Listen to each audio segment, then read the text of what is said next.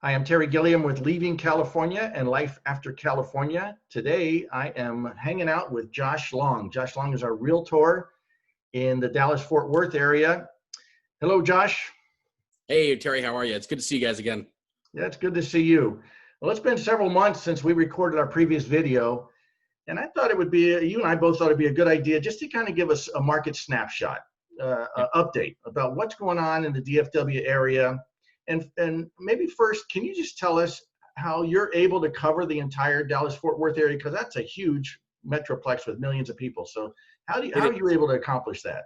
It is, and it's very true. I mean, the DFW area from one side, really what's considered DFW, the other side is probably a full good hour and 15-minute drive. But you know, one of the beauties of being able to not only I own my brokerages. So I have 26 different agents working for me. And there's a lot of times, I mean, realistically, I would say that you probably, out of the 43 families that we actually have helped over the last 24 months, I would say that a majority of them would say that they probably were with me 90% of the time. I take a lot of value and pride in spending a lot of time with families and not making sure they're not with my team members. But here's the thing, the realistic idea is there are going to be multiple families sometimes here at the same weekends. And so what I try to do is at least break down one full day that, and a lot of times it's the first day where we just sit down for coffee and we just break down exactly what you're looking for, goals and thoughts wise.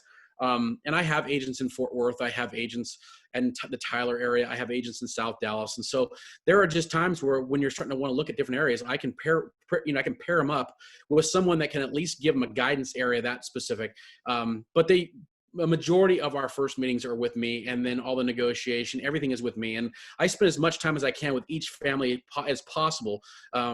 Because I think, a lot of my agents haven't moved from California to Texas. They haven't walked those shoes, and they understand the role and what I'm asking them to do help with.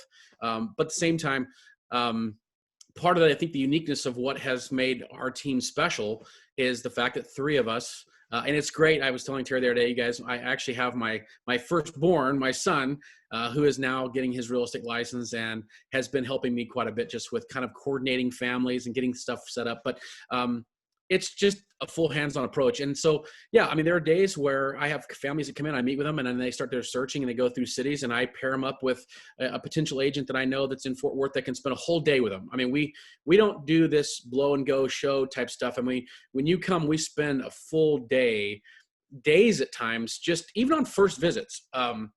I will tell you that I know, Terry, you and I were talking about this the other day. The last month and a half, it's been great. I mean, honestly, I haven't had any clients from California coming in that are ready to buy at the moment. They're all coming in on their first visits.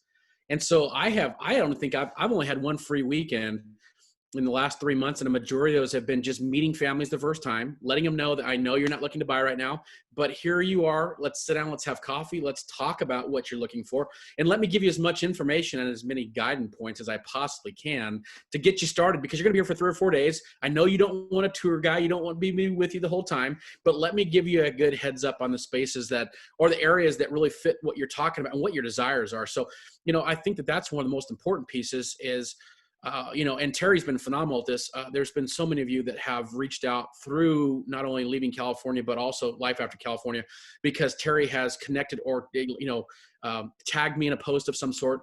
It's been great because we've been able to send out so much information prior to you ever scheduling a trip, school district information, tax information, all the goings on, all the places you'd want to visit, to give you a good feel of planning out those trips. And that's been phenomenal. Terry's been great about that. And it's one of those things where with private messaging and different things, I love to send that out so that you can start kind of getting a better grip about where you want to go when you do schedule your first trip out here. Yeah, that's great. So you've helped 43 families move from California to Texas, to Dallas-Fort Worth area. Yeah. And now you're working with a lot of members of the group now, aren't you? I mean, again, somewhere in that pipeline. No, I mean, so Terry, right now we have 13 families that are specifically in Leaving California, or they have come through Leaving California or Life After California. And the crazy part was I'm a part of another group that one of my colleagues in Southern California started years ago, that kind of started this feeding factor of, hey, when you get to Texas, this is the person you need to speak with. He'll walk you through this stuff.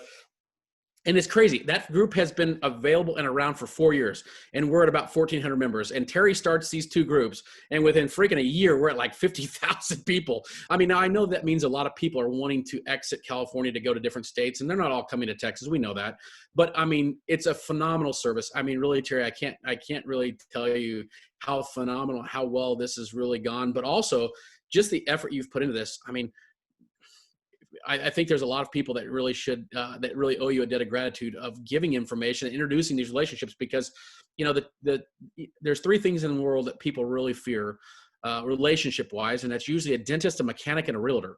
I mean, the idea of choosing one of those three, it's why, you know, agents like myself, prior to the relocation or this, you know, the relocation movement, 98% of my business, you know, 25 to 30 transactions a year is all by referral, by friends and family around here. And, you know, that's one of the things that's really important about a real estate relationship is you're trying to find someone that's had a great experience. But what you're providing, Terry, in so many cases with some of these areas, when, you know, finding great relationships for these families, it's simply that you're giving them a resource. I know it sounds goofy and it may sound over spiritual, so I apologize if this offends anybody, but this has really kind of turned into a big ministry. I mean, it really has. I have talked, you know, to so many families, and so many of them are leaving for, you know, political, religious reasons, all kinds of different things.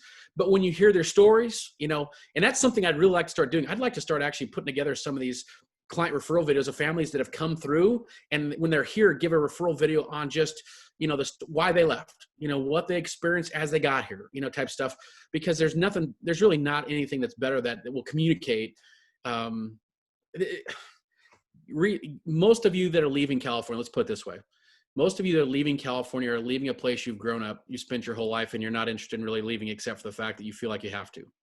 I mean, that's what I'm hearing a ton. And I actually hate that. I mean, as a realtor, it's great for my business, but it also, it's the sad, I love the state that I live in. I love my home state, and I never want to feel like I'm actually forced to leave. And California is such a phenomenal state when it comes to, I mean, the topography and all the different things you can do there within hours of where you live.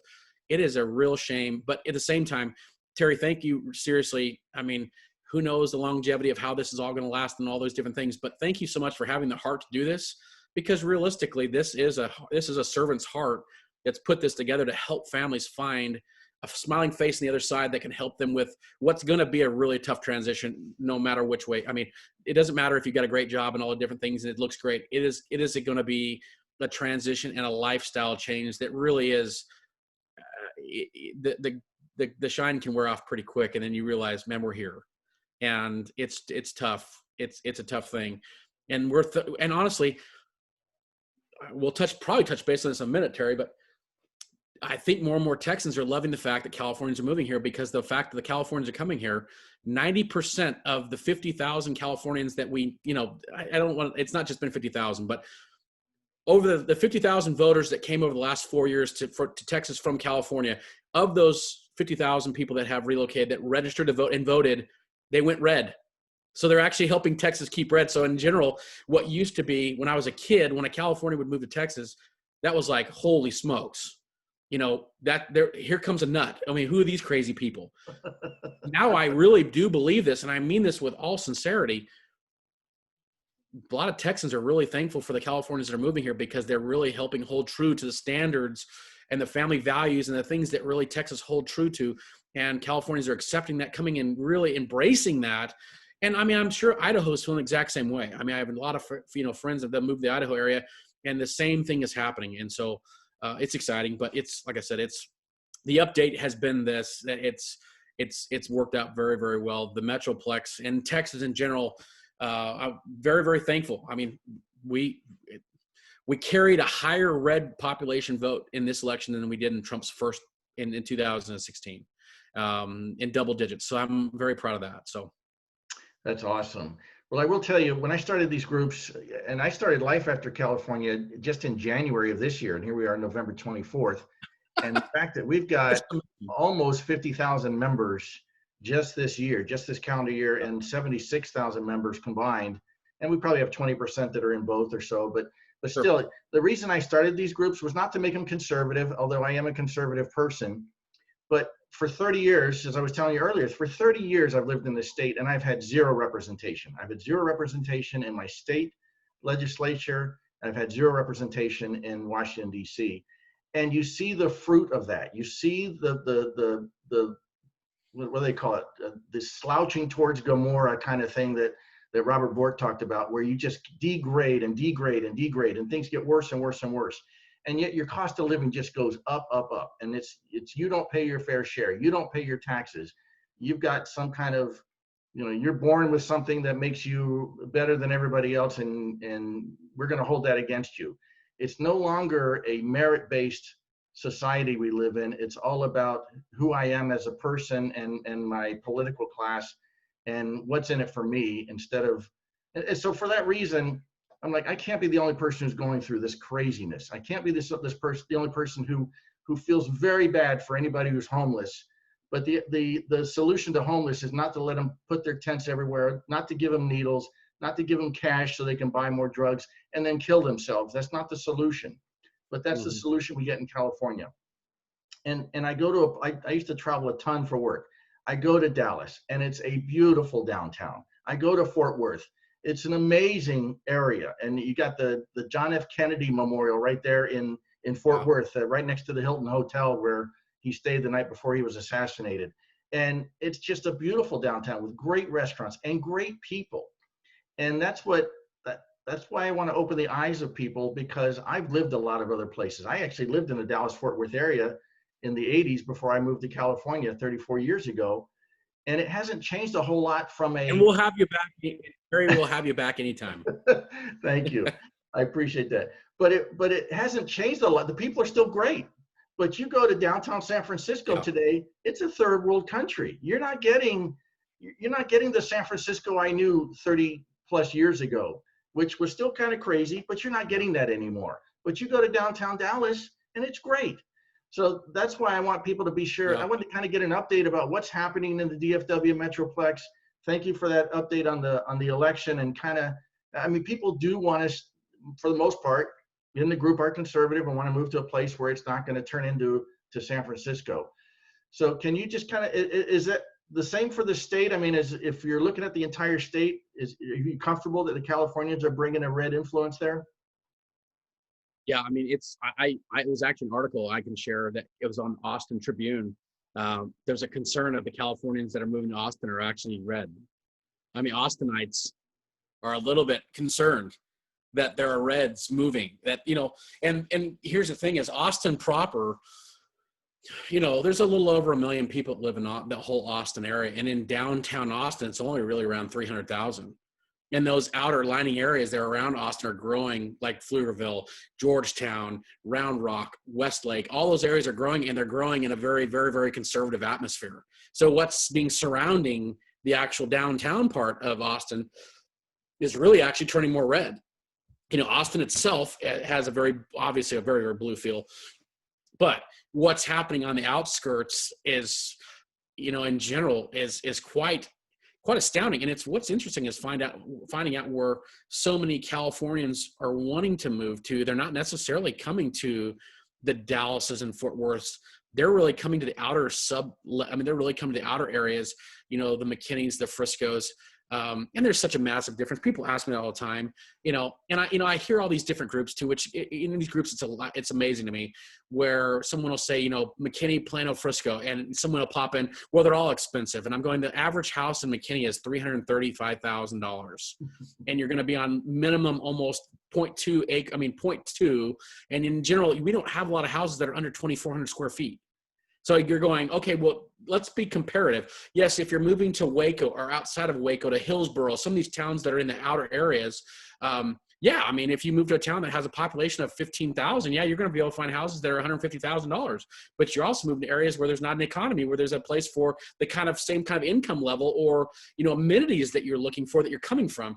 I mean, we don't have a lot of families that really are coming saying we want to buy 200 acres. We want to be, self-sufficient. I mean, there's been quite a few that like the idea of being out on having acreage, and I had a great response. It was about a month ago that I did that quick video in the group that just talked about, the agricultural tax rates. how to get around that in Texas, and really what you need to be looking for if you really want to get away from paying property taxes on agricultural land, or anything over 5 acres. But yeah, as far as that goes, Terry, the one thing, getting back to the political question that you asked, I can say this: it's really quite astounding if you look at our election results. Prior to all the mail-in ballots, which really a lot of our counties are starting to throw out. I mean, like we just had the Biden administrator that ran his campaign for Dallas-Fort Worth just got arrested about a week and a half ago, got drug out of a courthouse and arrested because of fraud that they actually proved, and they arrested him. And so we're starting to see that even cities like Fort Worth that look like they kind of turned blue in the last election, who knows? I mean, realistically, we had at the end of election night, when everything was turned in, our precincts were all turned in. We were almost at a 14% red. Look at a lot of conservative states. There's not a lot of conservative states that were over a 10% differentiator. So I feel like in Texas in general, the whole purple thought, yes. If you look at Houston, there's 10 million people live in Houston. And so if you're in the outlining areas of the Woodlands or Sugar Land and some of those places, yes, they're still very red. But when you have that many people living in any major metro area, that's naturally going to be a blue area. But in general, the great thing that really happened in our congressional seats, our assembly seats, our state seats, they carried red. It's amazing. We still hold all of our representative seats are still, I was talking to a gentleman today, and it's over 77% of our state and national seats with Congress and Assemblymen are all red. So in general, while people say, well, is it turning blue? Here's the thing. Go back and do your history. And I'm not, I guess I sound like a challenge. So let me back off that. Houston's never voted. In the last 20 years since Katrina, it's been blue. It's been blue since Katrina. And we had a massive influx of a lot of people from the different states that were moved into Houston and parts of Dallas because of FEMA. And that is where those cities really started going blue. And I'm not talking about demographics. I'm talking about just in general, areas that are more blue and areas that were people moved here. And those areas have populated and stayed. And that's fine. But the simple fact of the matter is if you look at our hot map of Texas on our election night, you basically saw Dallas, Austin, and then Houston. And the rest of the state, it was like these little blue blurps, and there were 3 of them. And it was like, that's it.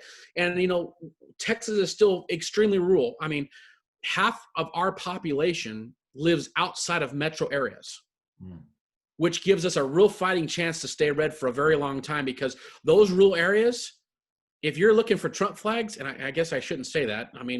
Who knows? But if you're looking for, it's amazing. It's just a different deal.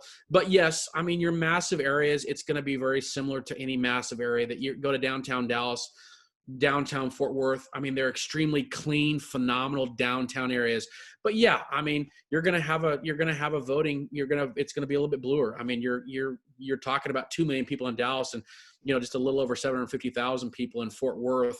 And then the rest of we're about almost 6 million people. The rest of it's in these surrounding areas that we call DFW.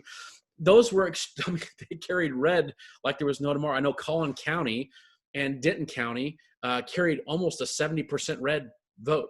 And those counties combined hold about 3 million. Oh, here we go. Lights went off.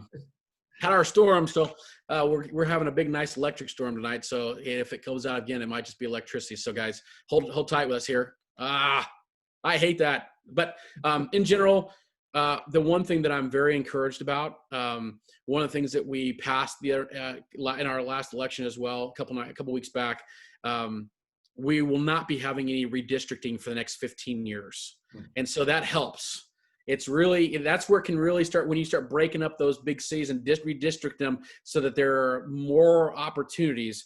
That's something that we know for the next 10 to 15 years, that we can be very secure on how we're districted and how we're not being redistricted for voting opportunities. But in general, yeah, guys, Terry's absolutely right. I'm not a Dallas guy. I'm not really a Fort Worth guy. I live out in the country. I live on acreage. We live in a town that's 1,400 people. We live outside of McKinney. We lived in McKinney for quite some time, for almost 12 years. I love McKinney. I still love all the different areas. But in general, I can tell you one of the things that I love about even going to downtown Dallas and Fort Worth, and Terry mentioned it, people still smile at you. In downtown, people still say hi. They talk to you. In the big areas, you don't see a lot. We do not have in even our massive areas, we don't have graffiti. I mean, you can be downtown Dallas and you're not going to see a lot of graffiti. You're not going to see a massive homeless population. Our public transportation is phenomenal. I mean, I have no problem with my wife hopping on the DART from Plano and going all the way to downtown Dallas by herself to go down for the day to do some shopping, or just go hang out and go to the art district, or go to the floral district, or whatever it may be. What I'm hearing about Southern California or Northern California of some of the different things that in general are really travesties for a phenomenal state are not things that they blow my mind, because I'm not dealing with that. And what I love hearing when families get here is, Josh, oh my gosh, I mean, where's the homeless population? And I know that, and it sounds terrible because it's not judgmental. I understand that there are people that are down and out and they're the less fortunate. I get that. But I think that it's becoming, I think we live in a generation that's a consequenceless generation. Nobody pays for the consequences anymore. And, our young kids, nobody wants their kids to be accountable for anything. And so we've got this younger generation that has this feel that everything is a right, as opposed to something you earn. I go back to Rocky. Nothing's free in life. If you want, you got to go out and get it. Nobody's going to meet you halfway. But we're becoming, no matter where we live, we're becoming a society that it's really comes down to. I love the fact that I'm seeing so many young kids here locally that are, our local high schools. So many of our high schools are really supporting and really heavily pushing the vocational schools, and pushing it starting in the sophomore year in high school, for kids that don't necessarily want to go to school. And, getting opportunities. I mean, I have a couple of different referral partners of mine here in the Metroplex that own plumbing companies, and they've got young guys coming to work for them. And, within 2 or 3 years, they're making well over $100,000 in kind of rural areas as plumbers. And because that industry in general, it's such a need, it's coming back. The trades are coming back. Someone needs to do these jobs. And so all of a sudden, these kids are in high school going, I don't know that I want to go be a doctor, lawyer, teacher, whatever it may be. I really like using my hands. My son's a perfect example. My second son is going to be is going to be graduating this year, but he'll be going into the Marines. But for the last 4 years, his favorite class has been shop and ag, and he's been building trailers and different things with his hands, and learning the welding skills and the piping skills and all these different skills that truly are life. When he's in the Marines, or even when he gets out. I love the fact that our public school system here in Texas really pushes the vocational systems as well. Because I think there's just so many young kids that have so many talents, and colleges, obviously, and I know I might be offending some here, but college is not for everybody. And quite frankly, that's what I'm a little bit more, that's what concerns me more about our schools, or our voting in general, whether you're in Texas or California right now, is the indoctrination of these kids going to school, that we're paying for them to get indoctrinated to move away from their family values that they grew up with. And quite frankly, I mean, if some of these kids do vocational, I'm okay with it. I mean, we're always going to need roofers. We're always going to need plumbers. We're always going to need electricians. And quite frankly, it's a great opportunity for them to make great money and also get great skills. So, well, and you guys probably have a ton of construction going on there, right? I mean, there's so many people moving to the DFW Metroplex. You've got to have a ton of construction going on. Yeah, I mean, right now the average. I mean, yeah, and in fact, so there's a couple different families that are a part of this group, and I don't think they'd have a problem with me mentioning them. But Casey Merkling is a young lady that lives in the Orange County area that did a new construction with us we started about 3 months ago. It's going to be done in January. It was about 3 months into the project when we went under contract with her, and she'll by January she'll have her house done. So, I mean, right now honestly, the hardest thing that we have a problem with right now with construction in general is just the supply issue that I think everybody's having nationally with COVID. But in general, yeah, I mean, everywhere you turn, there's new construction. And, here's something that may be encouraging to a lot of you guys that are listening and are, considering the DFW area. And in general, I would say the outer areas of DFW, a lot of more rural towns. And when I say rural, I'm talking, 15 minutes from downtown McKinney, where you have anything you possibly want.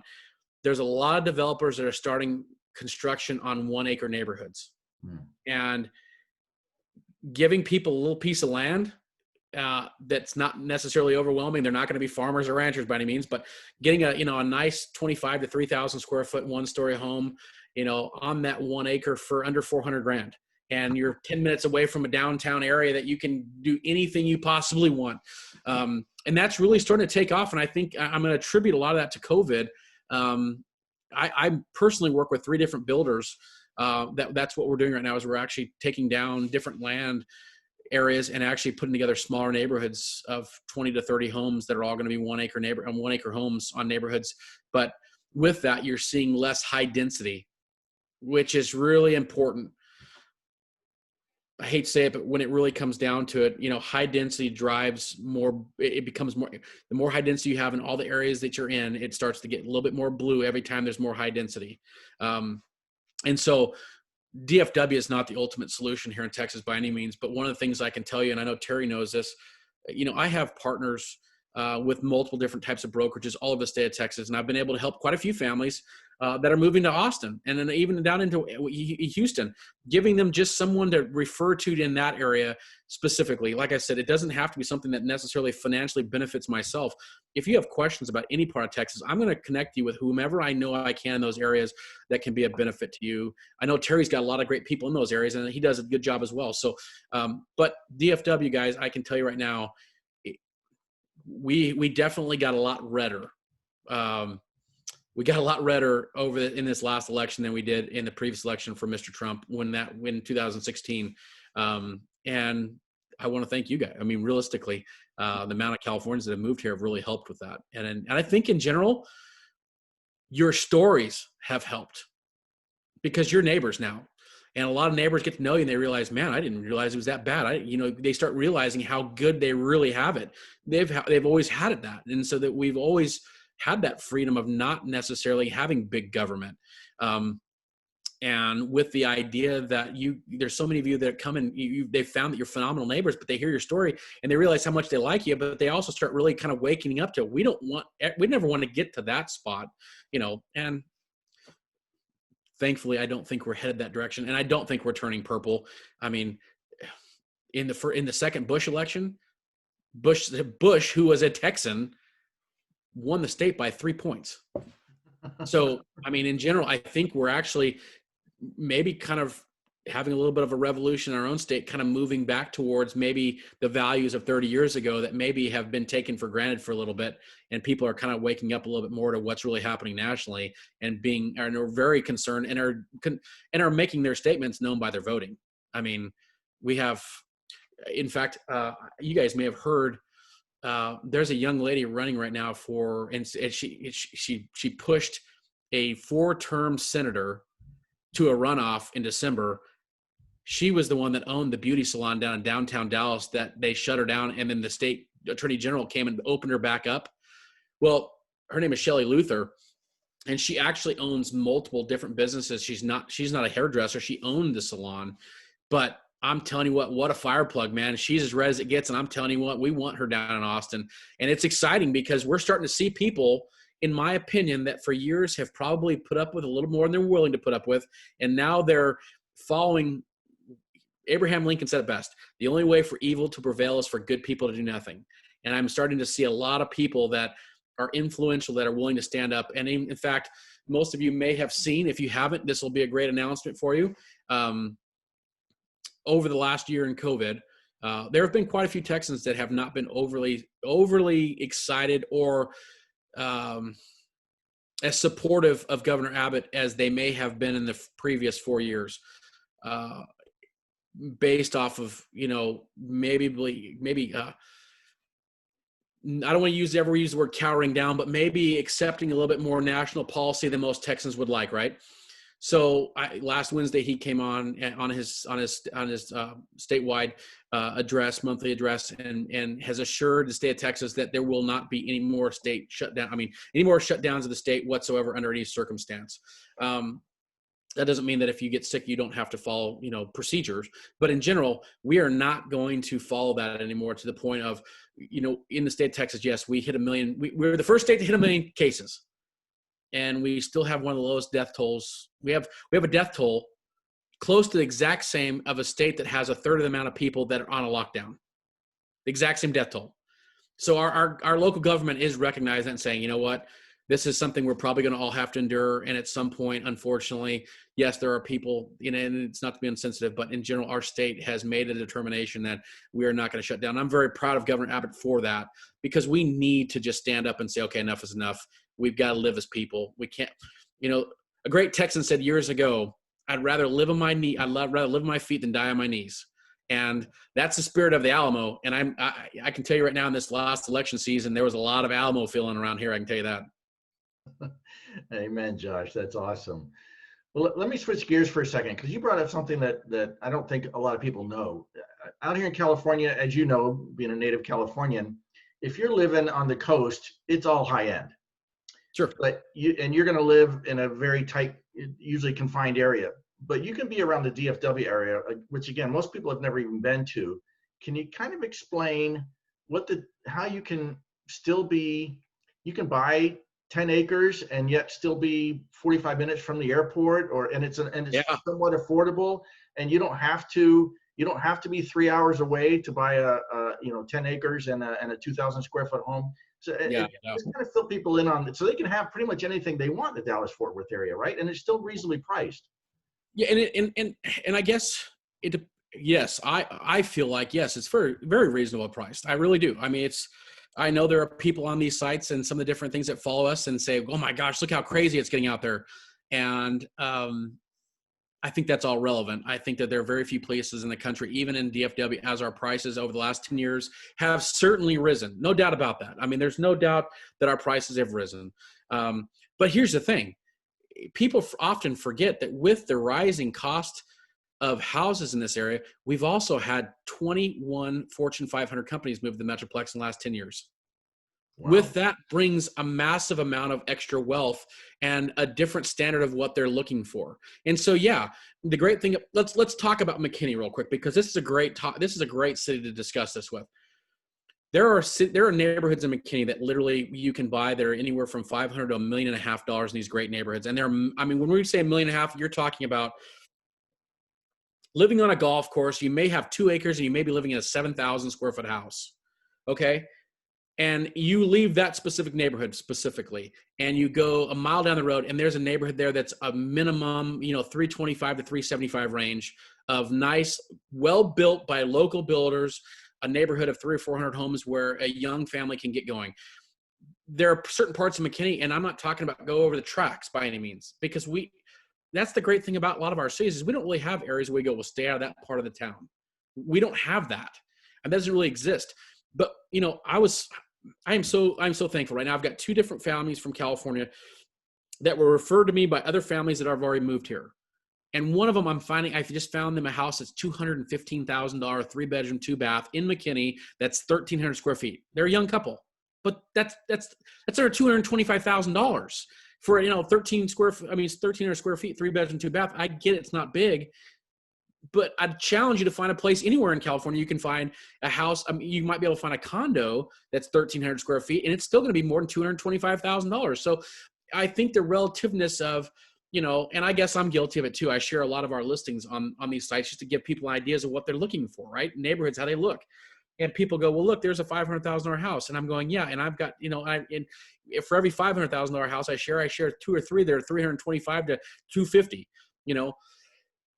The great thing, that the differentiator for most of you, if you don't know this, when you come to the Metroplex, every city has price points. So where you may live in, throw out a city real quick, in the East Bay area or somewhere of that nature, Terry, that is a desirable place to live. Danville. Okay, Danville. So I'm assuming Danville would when I did real estate in California, I'm very familiar with California real estate as well. Danville is going to fit along the sign lines of, if it's 1,200 square feet and it's a 1954 build and there's a 2016 build right next door to it and it's 1,500 square feet, everything's priced per square foot. They're apples for apples, correct? That's right. I mean, not in Texas. I mean, here's the thing, so Danville then at that point is price blocked. There are a certain amount of people that cannot live there based off the price per square foot and what it costs you. So when you move to a McKinney, if the bottom of the market is $335,000, that's the average house. Now, also when I say that's the average house, the average square foot of the average house in McKinney is also a 4-bedroom, 3-bath, and 2,800 square feet. So It's all relative. But then we have towns right outside of McKinney that are Melissa, Anna, that are smaller towns where you can get a new construction 25 to 3,000 square foot house for $295,000. Brand new construction. I mean, or you can find a house that's 200. I mean, it's like I said, that I really appreciate you bringing that up, Terry, because that's the one differentiator that so many families are amazed by when they come here is the amount of variety. And, you know, McKinney obviously has a big pull. People, a lot of people want to know about McKinney and Frisco and Plano and South Lake. These different areas, Flower Mound, Richardson. There's so many great areas, but in general, people want to hear about it. But they go, and if I was in the reversal seat of this conversation, they may hear of Danville, but I can't take them to Danville unless they're making $250,000 and they can afford a $4,000 mortgage. Well, that's not the average person by any means. So, one of the things that I know that you and I have talked about before, one of the things that I try to focus on with families when they first, when we first talk, we first have our first conversation. And, I'm sorry if it drives you nuts. So many of you, it seems like it's been refreshing. I like to have a conversation outside of a text or a PM. I think it's important to hear each other's voices and find out what's really important to your family and let you know, hey, if you really think McKinney might be a place you want to take a look at, and you really feel like your budget is $250, it's always so rewarding to be able to say, we can do that, as opposed to going, well, that's not going to happen. That's one thing that, like Terry mentioned, I mean, there are areas in Rockwall, Heath, out to the east side, out towards Lake Ray Hubbard, that people love in general, because it's when you start going east of Dallas, you're starting to hit the East Texas, where it starts to get very green, piney woods, a lot of lakes, beautiful. I mean, there are families that I have that are moving out and another family that, right now that, well, because of their profession, I'm not going to use their names, but they're in this group. They'll know who they are. The thing that I love about that specific area is they're looking to move to that area, and they're looking at under 325,000, and they're looking for a minimum of 3/4 of an acre and a house that's a minimum of 2,500 square feet. And every day I'm sending them 3 or 4 houses a day that they have to start looking at before they get here at the beginning of the year. But like Terry said, I spent yesterday walking 26 acres in Denison, Texas, which is about 55 minutes to an hour from DFW or from Love Field, the airports, for a gentleman that's coming from Southern California that would love to have some space for his family. And that 26 acres with a home with barns, round pens, everything all in, that 26 acres is probably going to be around $575,000. That's 26,000 acres. That house has a stock pond that's almost an acre pond. It has all the round pens. It has a horse motel. It has everything coming with it. It's all pipe fenced. There's about 150 trees on the property. I mean, I don't know what that would cost in Danville. I don't even know what I mean, let's go to the high desert in California. That's going to cost about $750,000 to $800,000 in the high desert in California for something that has no topography whatsoever. So, I mean, Terry, you hit on the head. There are properties all over Collin County, which is, Collin County is obviously a hot spot with the amount of cities that are in Collin County that people have heard of, the Friscos, Planos, McKinneys. There are areas in Collin County that you can buy 5 acres on a house for less than $550,000 with 5 acres, and you're 15 minutes from just about anything and everything you possibly could ever want. So, I mean, shopping wise, dinner wise, I mean, you're not more than 10 minutes from a grocery store. You're not 10 minutes from, major dining areas. I mean, malls. So, I mean, it's kind of a geographical oddity, the Metroplex really is, because we have so many surrounding out communities that people just love being around and love the ability to get out and get a little space. But also, I was showing a house today. It's on 1.5 acres in the middle of McKinney, and it's a 4,300 square foot house for $600,000 on 2 acres. I mean, literally, you come out of the neighborhood and you are right there with a Home Depot, Lowe's, and Target right there within 30 seconds of your neighborhood. I mean, 4,300 square foot house on 2 acres, not a bad deal. That is awesome. That is awesome. Well, one of the reasons I wanted to ask you to join me tonight was you've got some great information you can provide to people. It's a relocation guide. You've got school rating information. You've got tax information. I'm going to do a quick screen share here. Yeah. Show it. Can you just kind of tell us what you've got available to people and why it might be, or why they should reach out to you if they're interested in DFW? Well, I mean, like we mentioned this a minute ago. In general, when you're relocating 3 states away from where you're located, I mean, everything is you're going off of what you hear. I believe people should make educated decisions, and I think they should have as much information as they possibly can have. And so we've spent a lot of time, a lot of effort, a lot of money putting together what we consider great resources. Not just for when people are thinking about moving here, but they're coming for their first visit. Part of the different resources we have is, yes, we do have a relocation guide that's 12 pages long, and a lot of it talks about economy, demographics, cities, different areas that are growth, giving you a really good flex of what's happening all over the metroplex. But then we have a school guide that goes over every school district in the metroplex ratings wise, so you can see if education obviously is important to you. You can see different districts and how they rate, tax rates, because here's the thing. This is something that, the average Californian needs to understand. And it's crazy because when I first moved back to Texas, this threw me for a loop in the DFW area. If you live in McKinney, you can be in if you live in McKinney, you can be in 4 different school districts. So just because you live in McKinney doesn't necessarily mean you're going to have a 2.47 tax rate. If you live in McKinney, but you're in the Prosper ISD, it's going to be 2.57 tax rate. If you live in McKinney, but you're in Frisco School District, you're at 2.53 district. I mean, people need to know there are certain parts of McKinney as well. Just because we moved to McKinney doesn't mean that our kids are going to be in McKinney ISD. They may be in Frisco ISD. They may be in Allen ISD, or they may be in Prosper ISD. And, that blows people's minds because our city lines don't follow our school district lines. And so we try to create and give as much information as possible. We also have another brochure that we send out that is things to do while you're here. All the great barbecue houses, all the great steak houses, all the great farmers markets, coffee shops, breweries, zoos, sports teams, everything. So when you get here, what do we want to see when we're here? I mean, because in general, if you're planning on making the Metroplex your home, you might as well see as much of the different activities that your family is going to enjoy over years to come and get a real good feel of, does this fit our needs as a family? And so outside of just, I know there's a lot of realtors just go, hey, I'd love to talk to you about where you want to move, and let's set you up on an MLS search and let's get you a bunch of information about properties. I would rather give people information about areas, and then at that point, letting them know this area, if you like this area, let's start searching and zoning in on that area, but giving them as much information as possible, so they can make great decisions. And when they come, they can, is there anything worse than planning a trip to a place you've never been and trying to figure out what you're going to do when you get there? And this is a place you're thinking about moving to.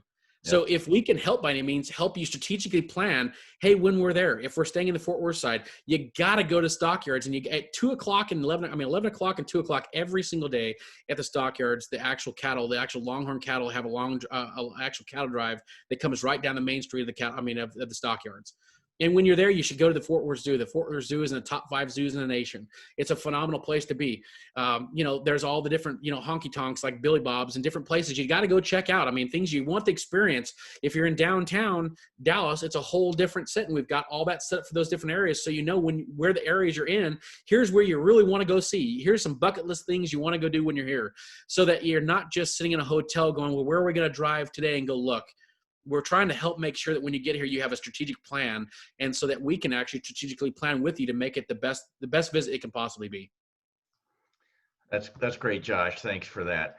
Well, we'll put a link to that the relocation guide. It'll be a website that they'll go to and then fill out their information, and then you'll send them all that information. Is that right? Yes. And it won't be a bait and switch, guys.